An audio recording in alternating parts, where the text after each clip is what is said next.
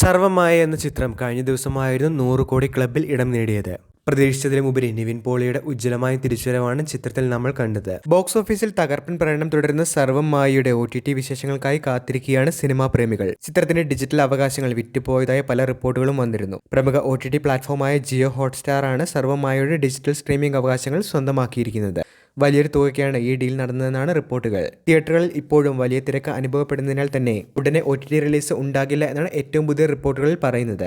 സാധാരണയായി ഒരു ചിത്രം റിലീസ് ചെയ്ത് 45 ദിവസങ്ങൾക്ക് ശേഷം മാത്രമേ OTTയിൽ എത്താറുള്ളൂ. അതോടെ തന്നെ ഫെബ്രുവരി 2ാം വാരത്തോടു കൂടി ജിയോ ഹോട്ട്സ്റ്റാറിൽ സർവമായ എത്തുമെന്നുള്ള റിപ്പോർട്ടുകളാണ് കാണുന്നത്. വെറും 17 ദിവസങ്ങൾ കൊണ്ട് ആഗോളതലത്തിൽ 125 കോടി രൂപയാണ് ചിത്രം നേടിയിരുന്നത്. അഖിൽ സത്യനൊരുക്കിയ ഹൊറർ കോമഡി ഫാമിലി എന്റർടൈനറിൽ നിവിൻ പോളിക്കൊപ്പം അജു വർഗീസ്, റിയ ഷിബു എന്നിവരും മികച്ച പ്രകടനമാണ് കാഴ്ചവെച്ചിരിക്കുന്നത്. കുടുംബ പ്രേക്ഷകർ ഒന്നടങ്കം ചിത്രത്തെ വരവേൽക്കുന്ന കാഴ്ച തന്നെയാണ് കണ്ടത്. 4ാം ആഴ്ചയിലേക്ക് കടക്കുമ്പോൾ ബുധനാഴ്ച വൈകിട്ടത്തെ കളക്ഷൻ കൂടി പരിഗണിക്കുമ്പോൾ ചിത്രം 140 കോടി രൂപയ്ക്കടുത്താണ് ഇതുവരെയും ഓവറോൾ കളക്ഷൻ സ്വന്തമാക്കിയിരിക്കുന്നത്.